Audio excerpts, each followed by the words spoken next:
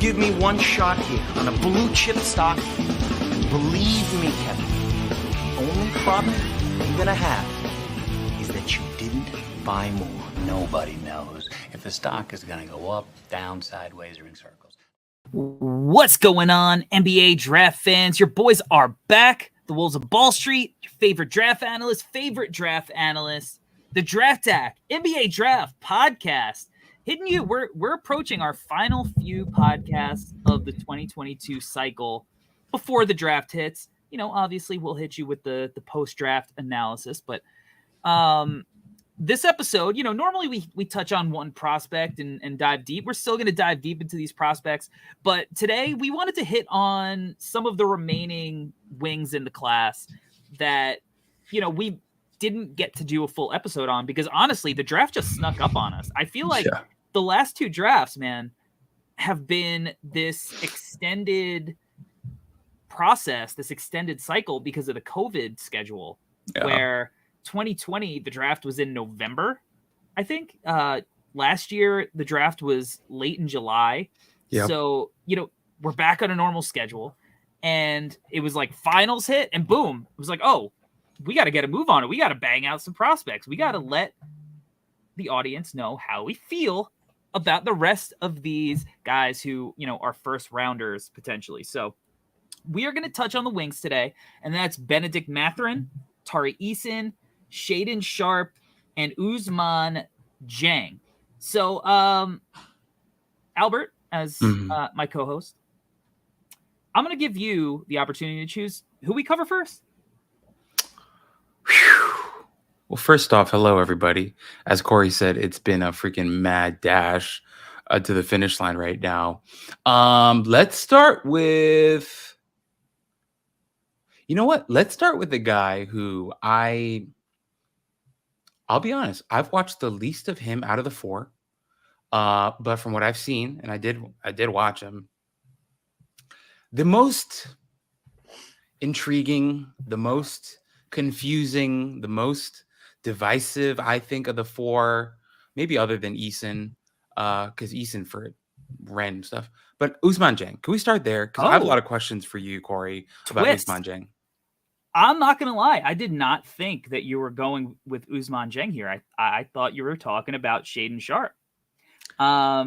Very interesting. Yeah, let's start it out with the Frenchman, Ousmane Dieng. This is a country that your personal favorite team has not had success with drafting from after Frank Ntilikina. But Ousmane Dieng, 6'9", 185-pound, 19-year-old from France, played overseas with the New Zealand Breakers this past year, and he is ranked 17 on the No Ceilings composite big board that is going to be dropping maybe if you're listening to this today or it could be tomorrow. I'm not sure what the schedule is. But Ousmane Dieng, really interesting prospect, man, because this is a kid who probably had the wildest swing out of any of the prospects as far as their draft stock hit, because they came in, you know, projected potential lottery guy and playing overseas in New Zealand, where we've seen with this team, a guy like RJ Hampton maybe not get the run and have the team do as much for their draft stock as he'd have liked. So that's where Jang went, and he struggled immensely coming into the year, like really badly, to the point we were not entirely sure if this kid was going to, you know, be a 2022 guy. And then something happened, a flip switched. He felt more comfortable. He got some minutes, and the kid really started producing. And when I started watching that tape, I'm not going to lie, I started texting people and I posted in our group chat, and I was like, yo, this kid can play, man. And you saw it in, you know, because I think his first game of the year, he had like a really solid game. He scored, he playmade, and you could see some of the passes he was making that there was just this intuitiveness that he played with that was really intriguing about him. And again, then he struggled and he wasn't getting a lot of run. He wasn't shooting it well. It was really bad. His frame, people said he's too skinny. He doesn't play with physicality. But for me, the first thing that jumped out, even after he started scoring and doing all of the stuff that he struggled with better, I think the thing that was a constant is he always kind of showed the playmaking feel. Even if it's not like necessarily in the numbers, the way that he passes, the way that he operates out of the pick and roll for a kid who's rumored to be 6'10", it's really impressive, man. Especially he played, this season as an 18-year-old. He just turned 19. I don't know. To me, he might be one of the 3 best passers in this draft. Like, he's up there for me with Jalen Williams as far as what his passing feel is like. That's fair. I totally get it. I think there is a lot to like about Ousmane Dieng. I remember last summer, I think it was either July or August, I think Mike Schmitz, he posted a video of Jang shooting in a gym. I think he was either in Vegas or in LA. And he kind of hinted, he was like, hey, this kid's a real prospect for next year. Keep your eye out. And I think that's when he first came up on my radar. And Corey, I have to say, like, I think you mentioned the passing, and I think the passing obviously is good. But the biggest thing is it felt like his season was literally a tale of 2 halves, which I think for me sometimes can make the evaluation that much harder, because you never want to be too extreme either way. You never want to put all your stock into the first half or all your stock into the second half. And you kind of have to level things out and be like, okay, so from the really crappy tape, what can we learn here? And then from the really good tape, what can we learn here? And I think ultimately with Jang, there's a reason why he's being mocked where he's being mocked right now in the lottery, because as much as the bad stuff was bad, even in the midst of the bad stuff, there was some good stuff. And Corey, you mentioned the playmaking is real, or at least the vision and the feel and all that stuff is definitely real. Is there room for improvement? Of course, which is what I'm trying to allude to right now. I think some of the decision making will come, but the fact is this, Corey, and I really believe this, and I know we're going to try to make everything kind of compact here for all these prospects here, but I want to throw this in where I think sometimes, Corey, when it comes to vision, or not sometimes, but almost all the time, is you're either born with it or you're not. And for the guys who are born with it, those guys are really special, because if you're born with the vision, then what NBA coaches and front offices and what coaching staffs can do is then refine what's already there. And it's not like it's something that they have to teach him to do. It's just, okay, you have this skill and we're going to refine it. That's what Jang is as a passer and as a playmaker. So I'm definitely there with you. And my biggest thing, Corey, you highlighted his playmaking. For me, I really like his frame. I know he's skinny. I get it. But you can see the outline of a frame that will be there soon, if that makes sense. Like, I don't look at his frame and worry, like, okay, if you look at Terquavion Smith, right, from NC State, his frame concerns me, right? Fair. Ousmane Dieng, though, even if he's skinny, I'm looking at him, I'm like, oh, okay, you're not far away from having an NBA body. With a different regimen and different program, you look like you're going to add weight and mass pretty easily. So I was actually very encouraged by his frame, was kind of what I wanted to highlight. And I think that's important, because one of the things I think that he needs to improve upon is his physicality. And I think that he definitely showed signs of improvements throughout the year. I think that he embraced contact more so in the latter half of the season than he did early on. And I don't think that's all that scary when you look at how young he was playing in a professional league like, the NBL. So it's not unusual, but it's something that he does need to continue to work on. I think that for as optimistic as I am about him as a processor, about his feel, and I really am, because I think it's pretty special stuff. When you see him attack the rim, he settles for a lot of floaters. He's not necessarily using his length to finish like up and through or try to like yam it on somebody's head, because I think he's not the bounciest guy ever. He reminds me a little bit of like Paul George at times. Paul George would go in and try to like literally destroy your life as a dunker. And he doesn't have that mentality. And I don't think he has that same bounce. So maybe that's part of it, but he's long and he's a fine athlete. So I think there are times where he's got to be aggressive, getting into the body of the rim protector. And I think that's something going forward he really needs to work on, because, the touch is pretty okay on the floater, and I think that's a good shot, but that's like a good shot for somebody who's 6'4" or 6'5", not somebody who's going to be 6'10". 6'10", I want you to go in, get to the line, finish up and through, and every once in a while you bust out the floater to keep, guys on their toes. But even still, I think he's capable of it. But aggressiveness is something that, also like the playmaking feel. Sometimes aggressiveness isn't always learned. Sometimes it is something that you have or you don't.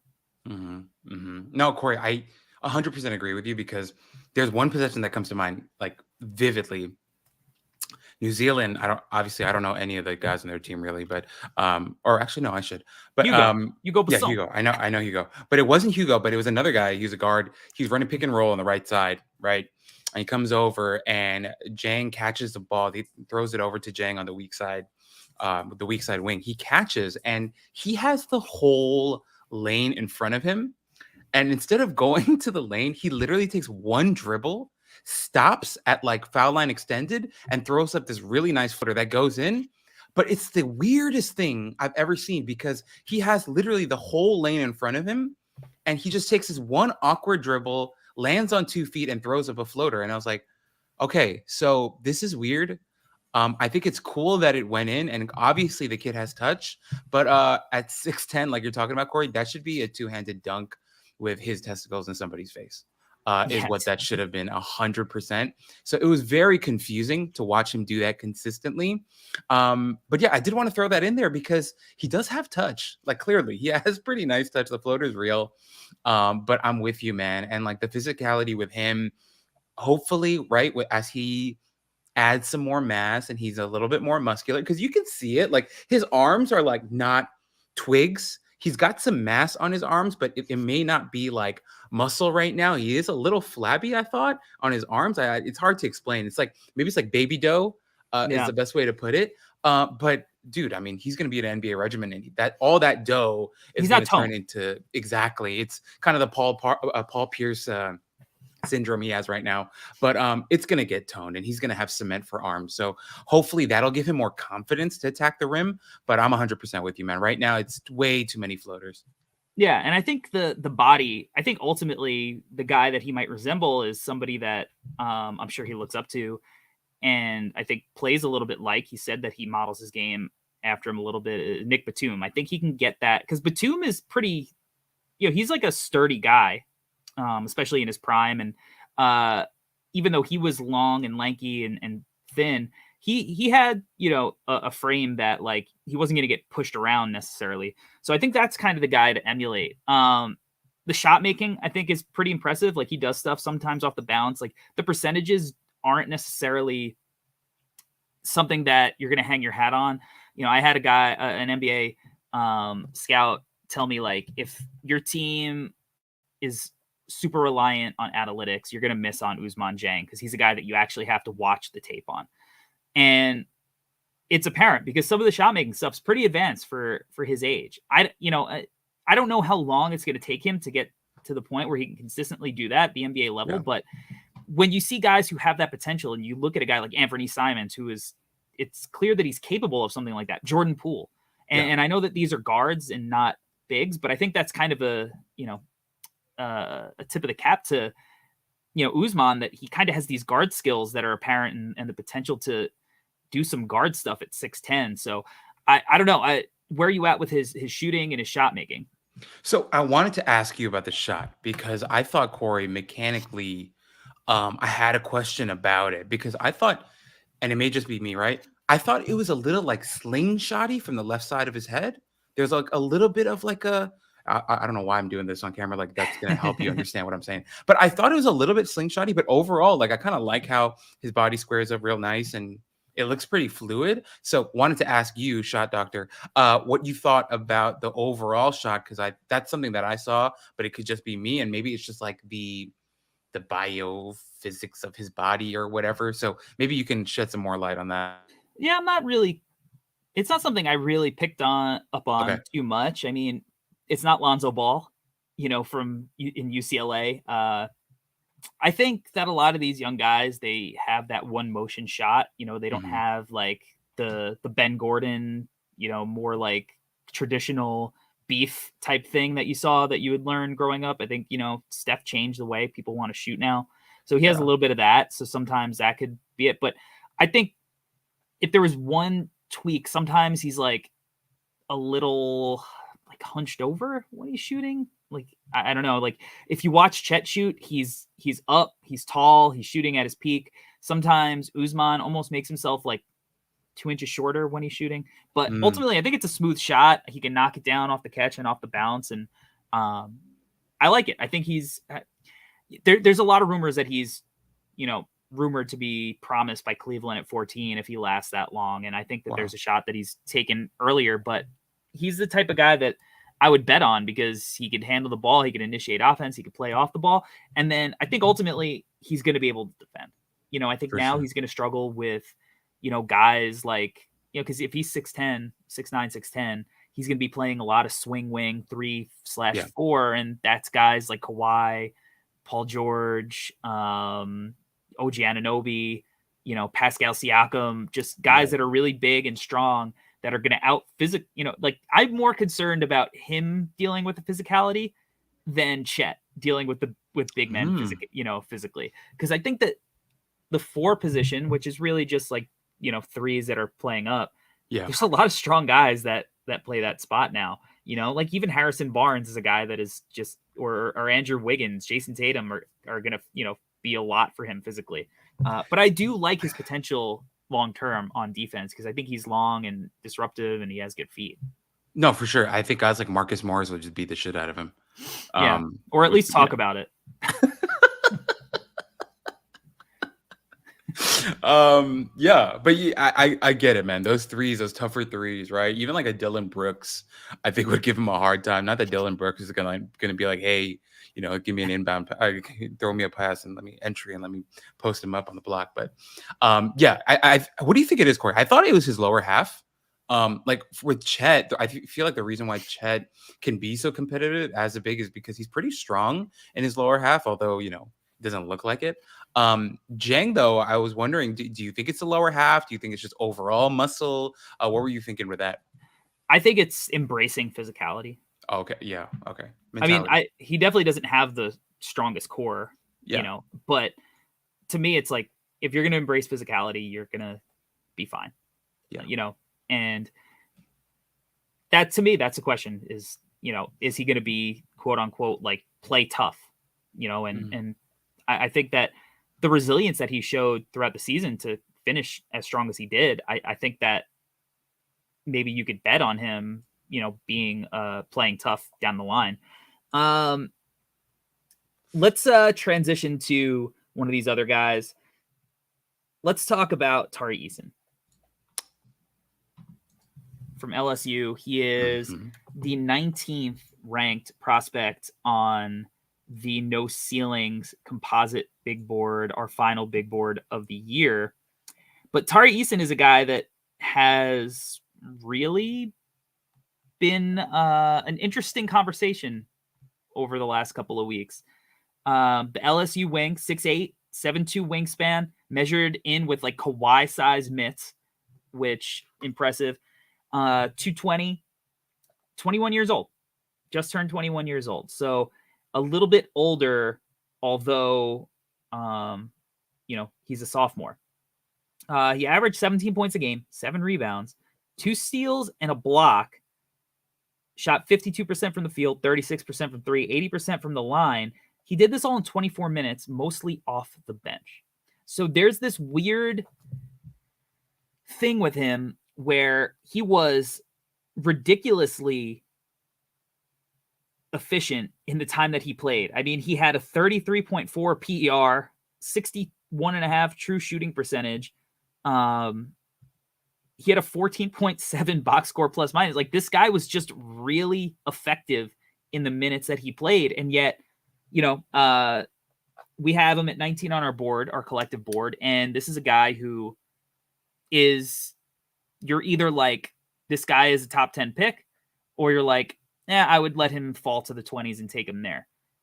What do you think is the disconnect between what the numbers and the production is saying versus how people feel about his game, because his numbers stack up with a guy like Keegan Murray, and he's in a very similar situation.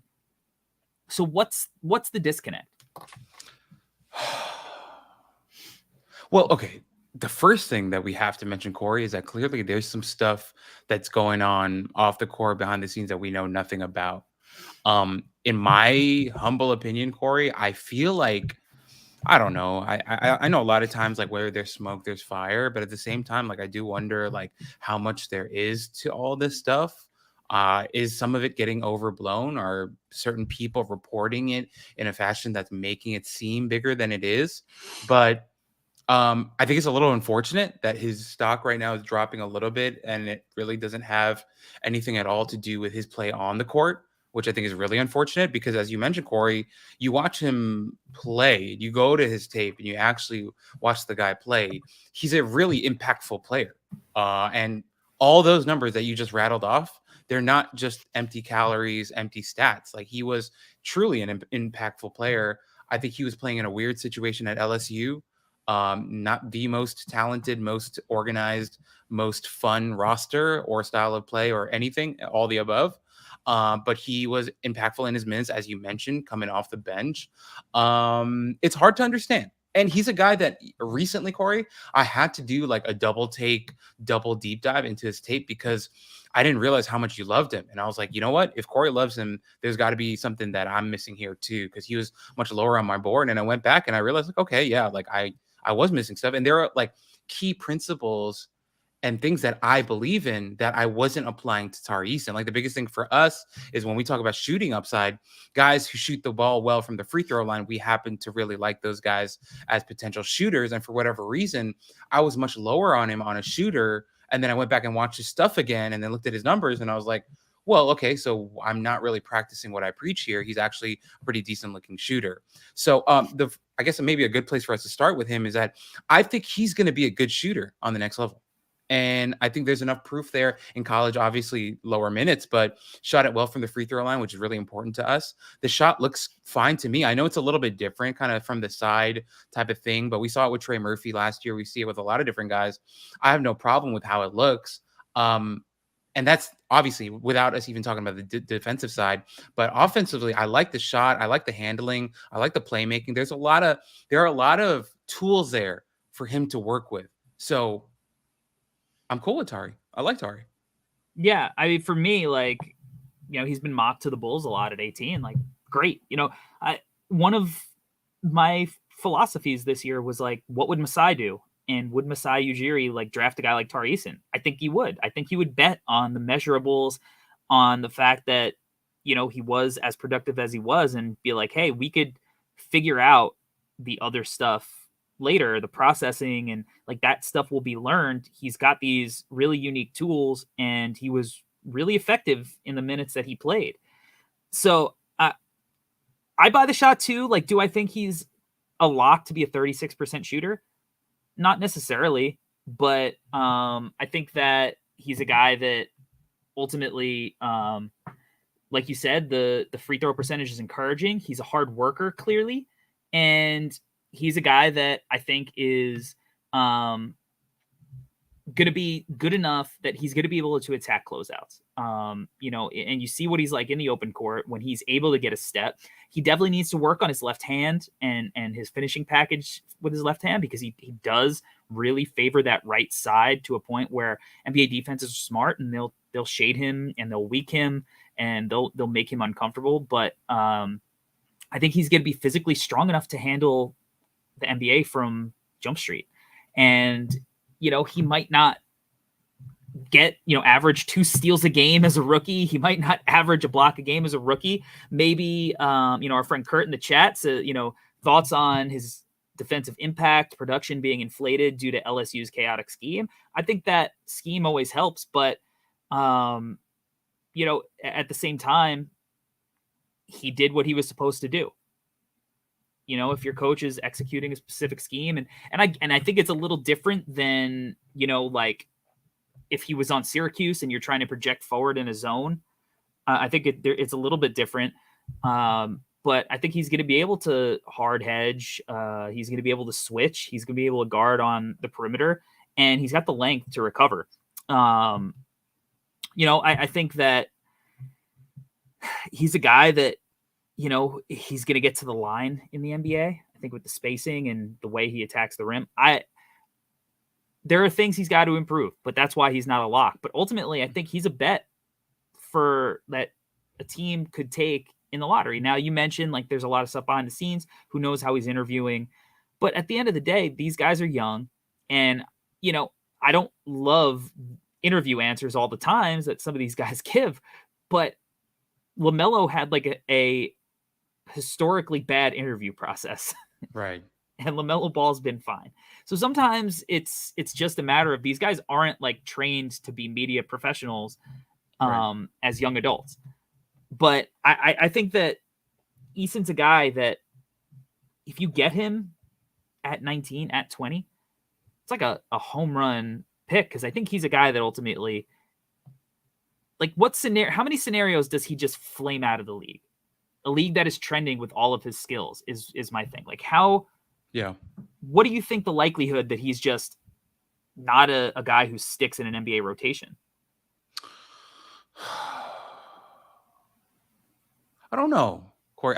That's a tough question. But the biggest thing that I want to piggyback off it, that I really agree with you, is that I think sometimes like the interview stuff can get way overblown. Like we see it in the NFL all the time, right? With like the Wonderlic test. I know they don't do it anymore, but they used to love like smart quarterbacks who can talk the game well. In the NBA too, like I'm sure Malik Rose was fantastic as an interview. How was his career? He was fine. I mean, he played a long career, career role player who what did he do? He let people post him up and then pull the chair on them and watch them trip over. And that's what he was known for in the NBA. Fantastic career, right? I think Tari Eason, even if his interviews are not great, I think Tari Eason is going to be a really good player who's going to offer a lot. I think, Corey, with what you're saying, like,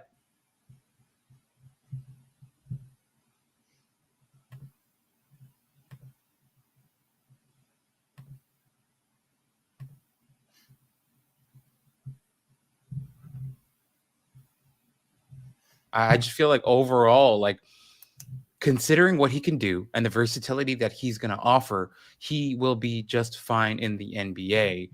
If anything, Corey, and this is not even like a critique or anything like that, just wondering if this is just what I'm seeing. Do you feel like he looks a little smaller than he's listed? Like I didn't feel he was as big as he's listed as. I don't know. It could be like maybe he has like long torso, short leg syndrome or what. Yeah, I think he's got those. I think his leg. I don't know if it's his legs are a little bit shorter than his upper body, or his length and his arms are so long that it makes his body look disproportional.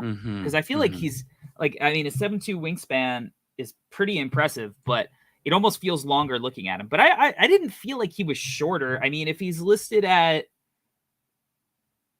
6'9", 6'8", like he's listed at 6'8". I don't know. 6'8" feels legit to me. But, I think the issue with him, I think sometimes he flashes pretty good passing reads, but he definitely doesn't do it consistently enough. He's definitely more geared to score the ball, to be a play finisher. 1 assist, 2.2 turnovers. Our friend Pierre from Through the Wire, mentioned like during our Johnny Davis episode that he, doesn't like the guys who have that negative assist to turnover ratio. He thinks that, those guys ultimately, there's a lot of work to be done. And I agree. And the NBA level, it's about quick decisions. It's about moving the ball. It's about playing, trying to play the possession game. I think the Celtics, they were so loose with the ball throughout the playoffs, and that was ultimately one of the things that led to their demise. They just went into one-on-one and made bad decisions. And you saw that all throughout the playoffs. So I think that's the main thing with him. The shooting, you have to buy long-term, and then the decision-making. But I like seeing guys improve. And, he went from 46% from the field to 52% from the field. Right. He went from 24% from three to 36% from three.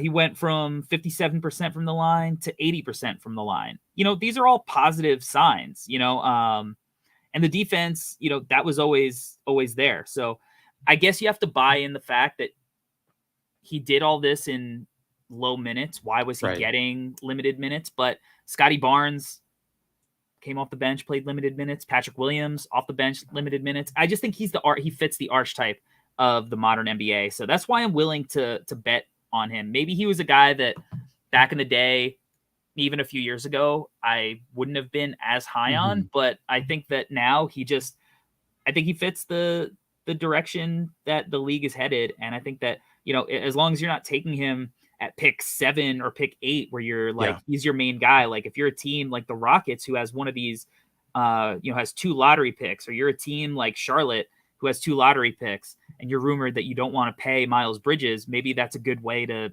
fill some of that production, taking a shot with the second pick at 15 or something. Yeah, I think that's fair. And really quickly, Corey, before we move on, I think with Eason, like the first thing that I want to say, like defensively, I love how he moves laterally. I think that stuff's like really, really good. I think that's really going to help him a lot.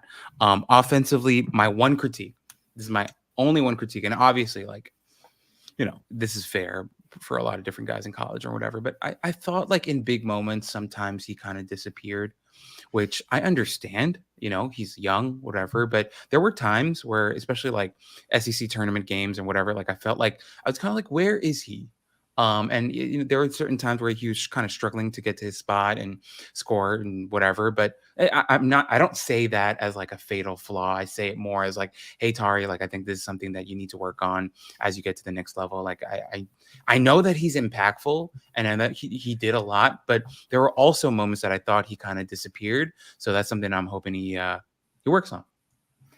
And that's completely fair.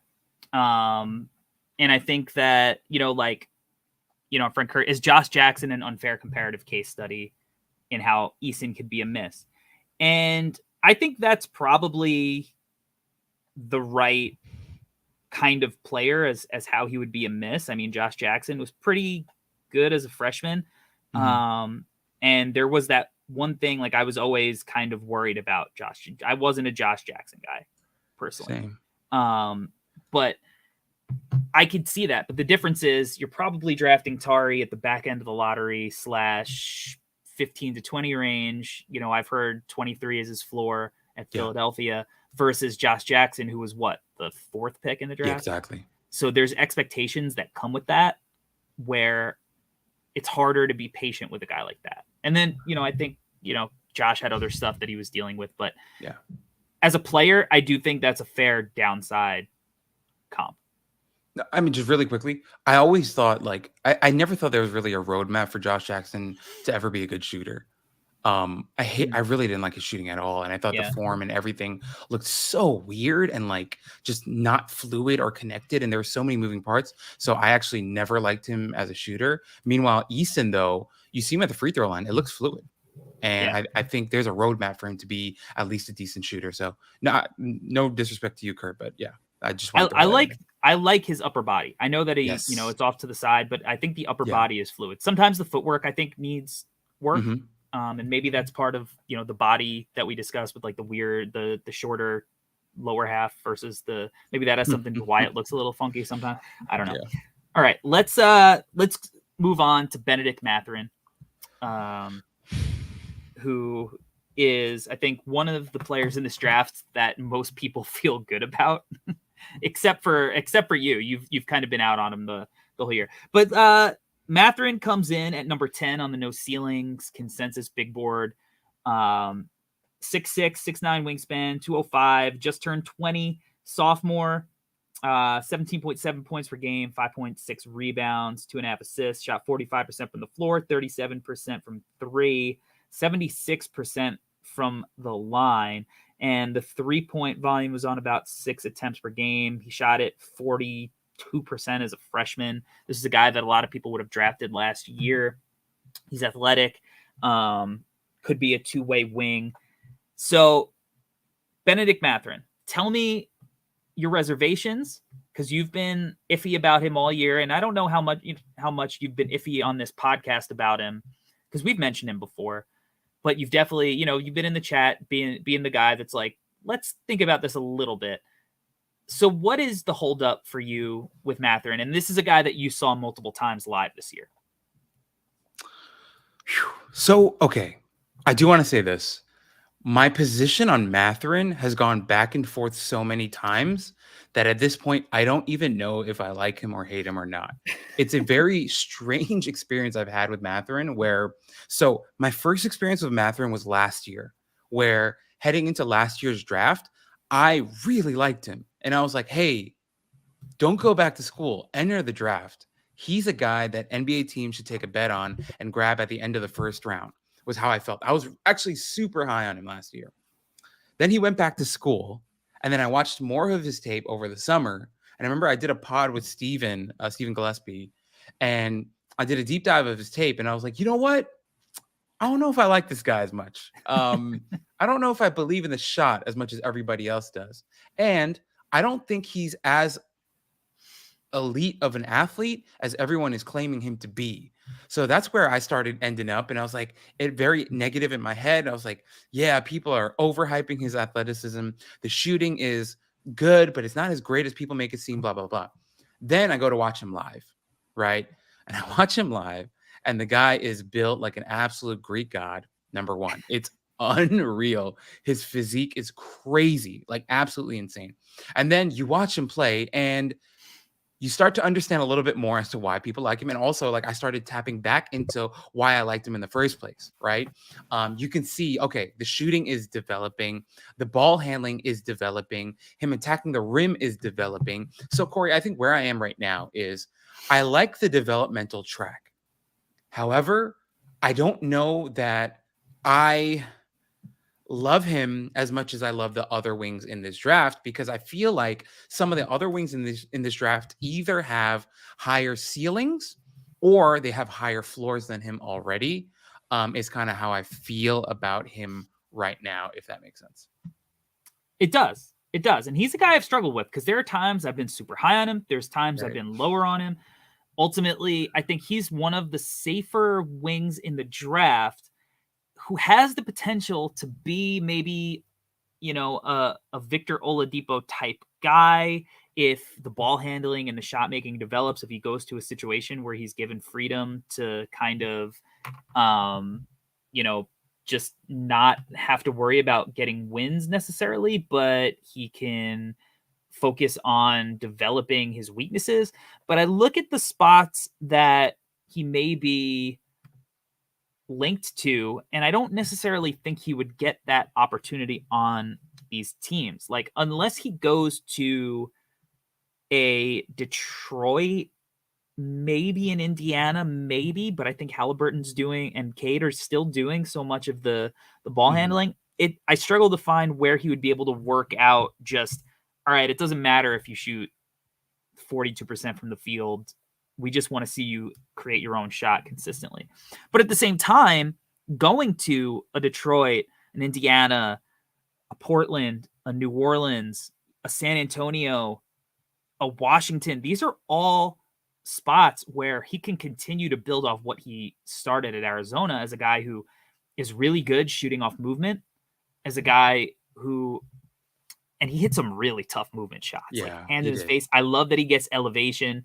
I do think that he gets a little palmy with the ball sometimes, and I'm a big, like, keep the ball in your fingertips kind of guy, but he hit a lot of tough shots.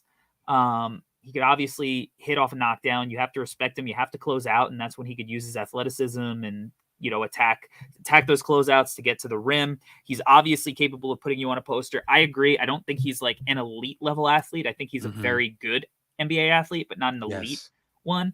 But I struggled with, like, for a while, I was like, well, he's an easier fit than Johnny Davis. So I had them linked, and I had him above Johnny. And I think I've said that on this podcast sometimes. Yeah. But I went back and I put Johnny ahead of him.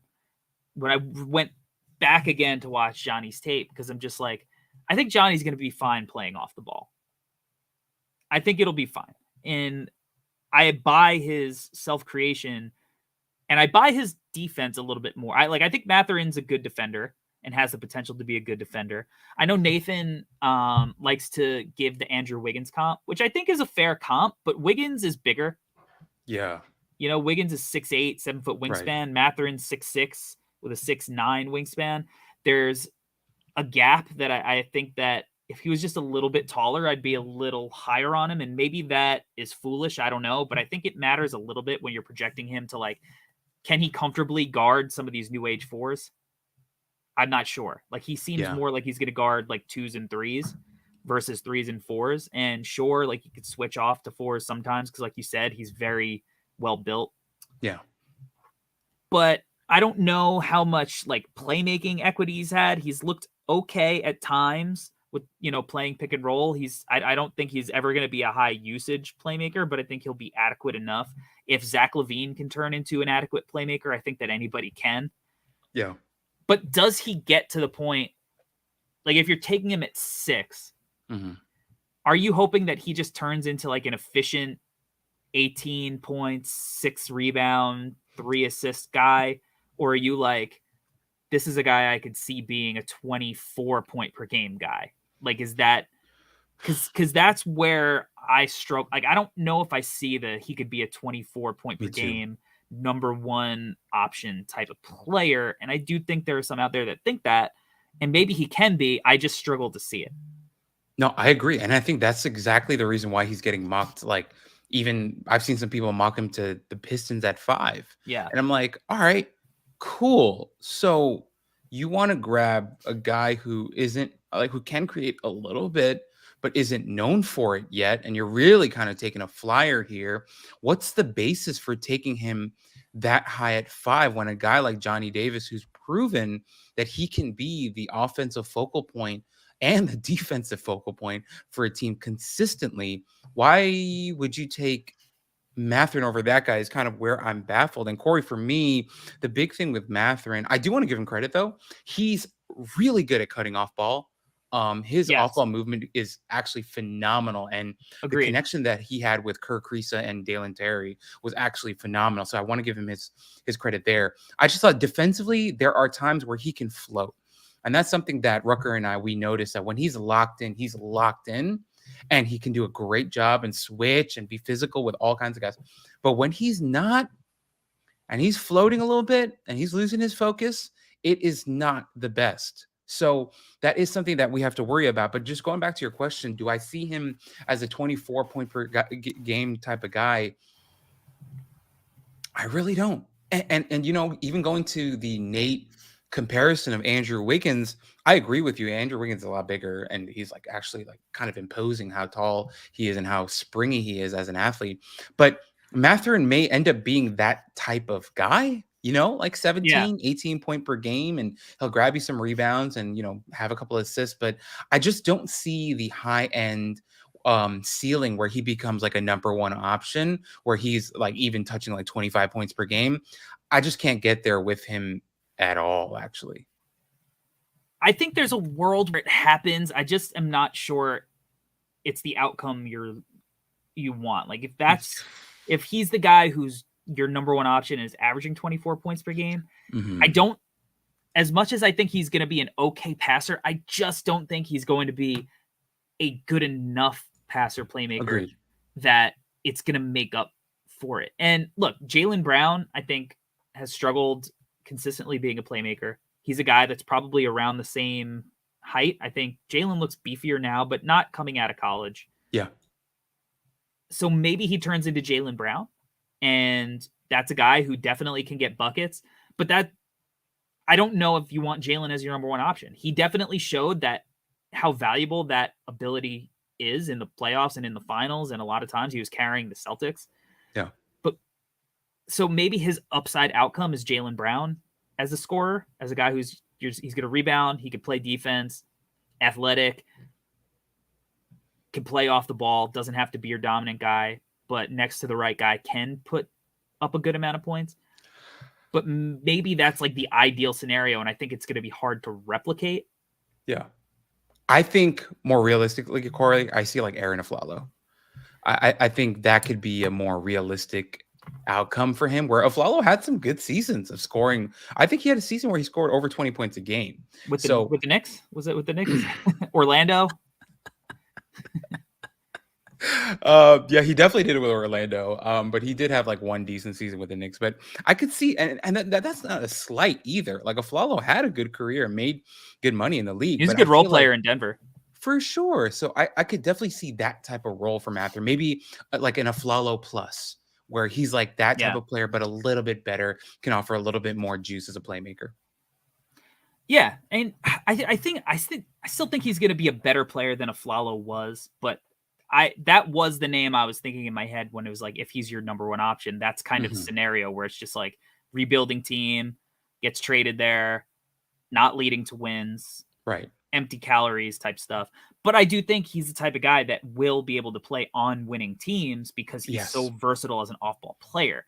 And that's valuable. He's a lottery talent for sure. And I think there's an argument that, when you look back, he could be the 7th or 8th best player in this draft pretty easily.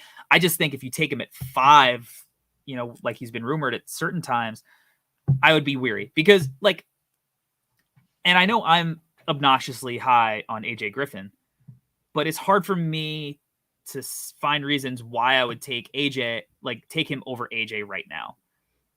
When I think they're similar. AJ's younger, might be a better shooter, and I think he's got more on the ball equity.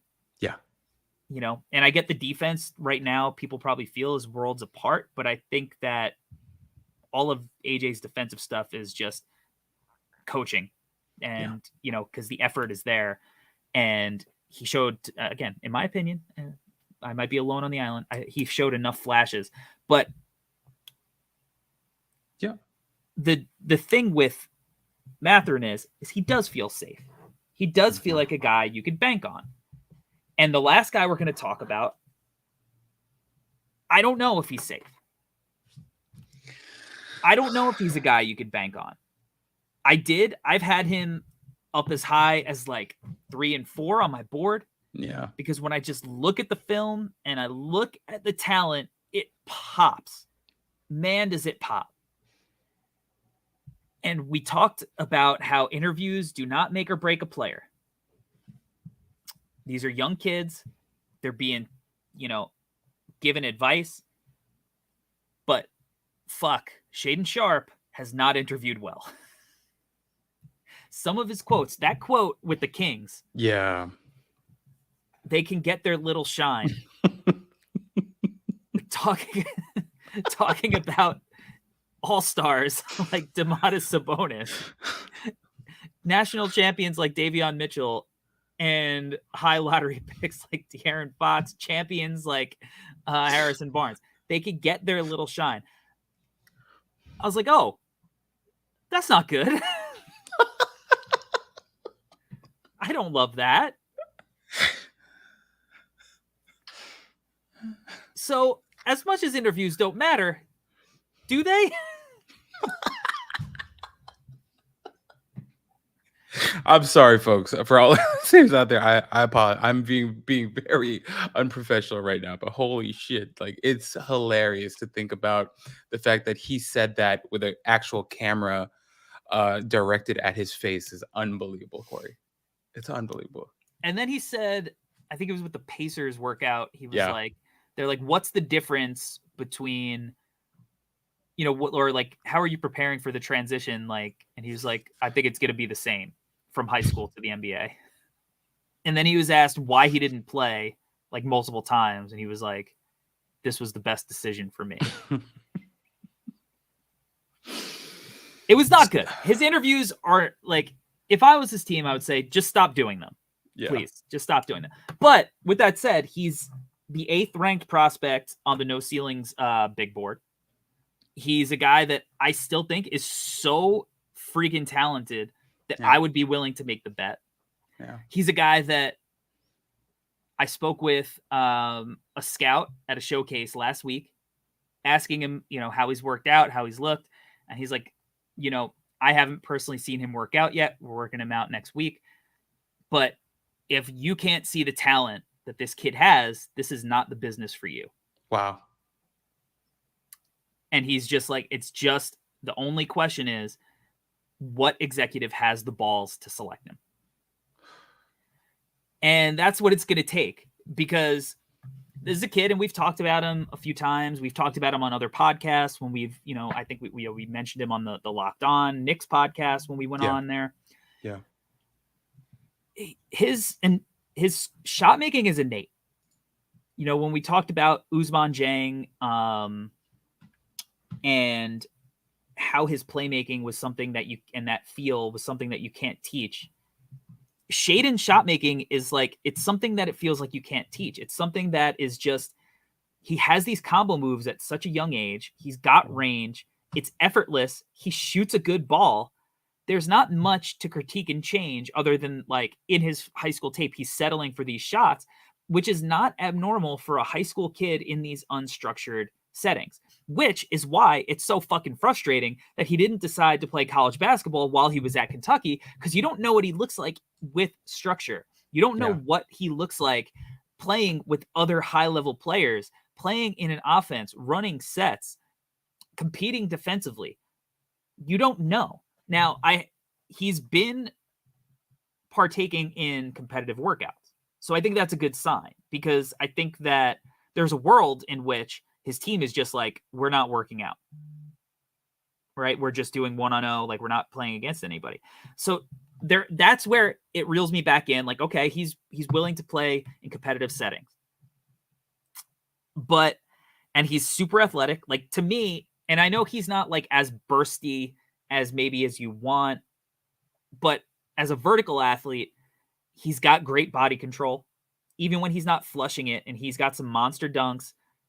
He's got that body control that's so fluid and natural that, like, he could do those up and under finishes, and still I feel confident he's going to finish it. His offensive package is really impressive. It's really impressive. So that's why it's so hard, because he could legitimately be a multi-time All-Star. Yeah. And I would take him over Bennedict Mathurin. Oh, yeah. But many people would not. Many people don't want the mystery box when you can already see what you're getting. And obviously, we're not privy to actually, like, sitting down with him one-on-one, getting to know him, watching him behind the scenes, watching how he approaches his workouts. We're not privy to that necessarily. We can do our best to ask for intel and stuff, but, like, that's part of the process where, like, you could actually make these decisions and kind of project what kind of worker he's going to be. Yeah. But I would buy the lottery ticket. Corey, this reminds me. A couple nights ago, I was on TikTok. And for our listeners out there, yes, Corey and I are still young enough to be using TikTok. Yeah. I was on TikTok and I saw this video of this kid.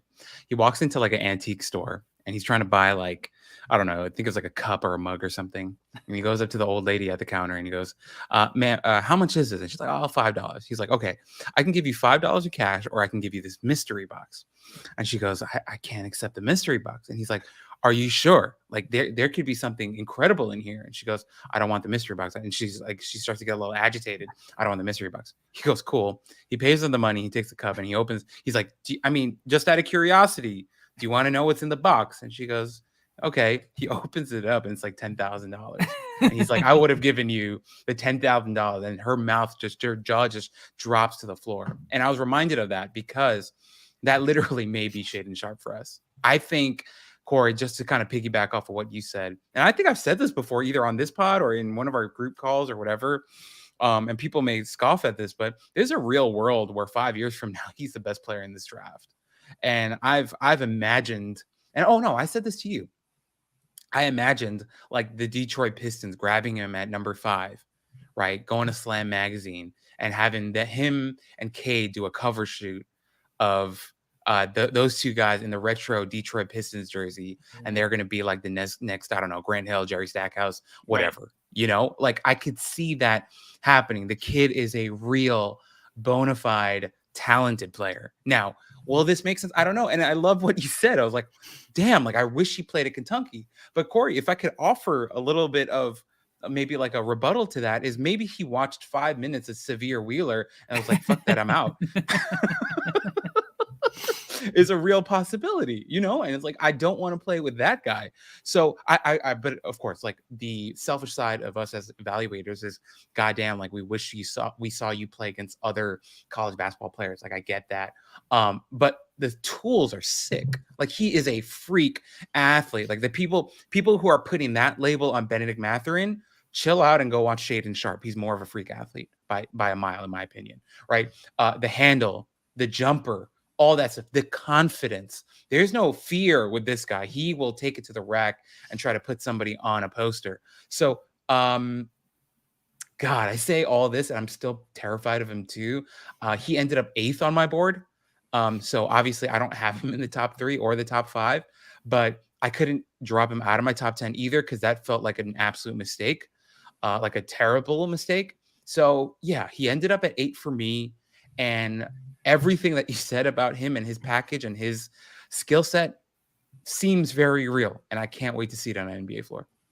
And look, the passing is not there. He is a one pass away guy. He's going to pass it to the closest guy to him when he can't get a shot off. He's not hitting the Luka, Trae Young, right, coming off the screen, weak side hit. He's not doing that. His defense, very little of it. And again, unstructured, AAU, up and down. I wouldn't expect you to read too much into his defense in those settings. But if he went, like you said, to Detroit, and Cade could run the show and he could just focus on running in transition, moving off ball, and getting his own shot and just keeping the game simple. If he went to Indiana and he was playing with Halliburton and he could just focus on those things. If he went to Portland and he played off Dame and Simons, and you saw how good they were at developing Anthony Simons, and it took a while, but ultimately it really paid off because that kid looks like he could be an all-star one day. I mean, there's something to that range. I have him 7th on my board. So in that range, I feel comfortable. I'm not passing on Jabari, Jaden Ivey. Like I'm not the known quantity. You mentioned the mystery box thing. Well, there's also the Family Guy episode where, you know, Peter's offered a mystery box or a boat. And Peter's like, well, what if it's a boat in the mystery box? And then it's like, you know, comedy club tickets instead of taking the boat. So I get there's the opposite to the $10,000 mystery box. There's the other way where it could potentially be nothing. It could be bad. But there's a reason that he was the number 1 ranked guy in the 2023 high school class before he reclassified. There's a reason he was probably going to go into this year like mocked 3rd after Victor Wembanyama and Scoot Henderson. He's going to be one of the most interesting guys for us to follow next year because it's going to show us like how much does missing developmental time matter. Yeah. You know, and it's going to be like, should you draft Shaedon Sharpe over Johnny Davis? Should you draft a Shaedon Sharpe? Because Johnny Davis, there's very few paths, I think, for him to be a superstar. Few paths. Oh, okay. A superstar. Oh, okay. Okay. When I say superstar, I'm talking about Luka, Giannis, Embiid, Luka. I don't think Johnny Davis has that potential in him. I don't know if Shaedon Sharpe does, but I think he has the athletic tools to at least make it a conversation. So we'll see. It's going to be interesting. I'm with you, dude.